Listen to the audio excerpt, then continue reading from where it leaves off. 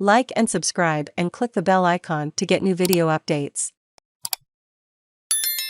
Australians support more foreign aid and a tougher stance on China. Vote Compass data shows China's influence in the Pacific has become a focal point of the federal election campaign, and new data shows many Australians think the government should be harsher in its dealings with the country. The ABC's Vote Compass asked whether people agreed Australia should take a tougher stance when dealing with China.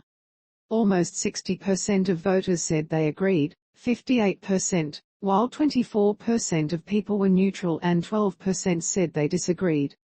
Sentiment was strongest among Liberal national voters, 72% of whom said Australia should be tougher on China. More than half of Labor voters and 47% of people intending to vote Green also agreed. Lowy Institute analyst Natasha Kassam said the response was likely based on China's military activities, alleged political interference and human rights record. But she said it was unlikely national security concerns would be a vote changer for most Australians, something backed by previous Vote Compass data, which ranked national security and defence well down the list of issues considered by voters this election. I think the majority of voters are going to be more interested in education, the economy, health policy and social issues, she said. Having said that, Australians clearly are thinking more about their place in the world, the role that Australia plays, and that will feed into their existing views on who they choose to vote for come election day.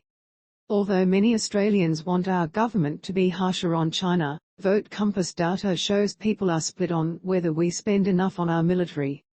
1/3 of Australians said they were comfortable with current levels of funding, while 39% would like spending to increase and 22% would like it to decrease. Coalition voters were most likely to support an increase, 65%, followed by people voting for independents or other parties, 45%, Labor voters, 34%, and Greens, 15%. At the other end, people who vote Green were most likely to support cuts to military spending, 43%.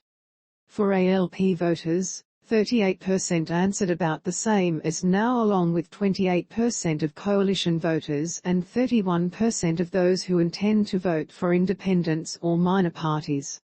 This comes with challenging circumstances, fears about China, the fact that a war is happening in Europe as we speak, Ms Kassam said. At this time, Australians are feeling unsafe and insecure, and they look to military expenditure as one way to bolster their security and resilience at this time. Vote Compass also asked whether Australia should spend more on foreign aid. 13% of people think Australia should spend less, compared to 39% of people who think spending should stay about the same and 45% of people who think we should spend more.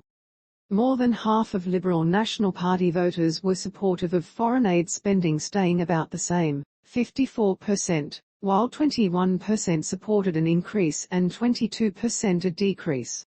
Almost 1/3 of Labor Party voters were comfortable with the current rate, 54% supported an increase and 9% a decrease.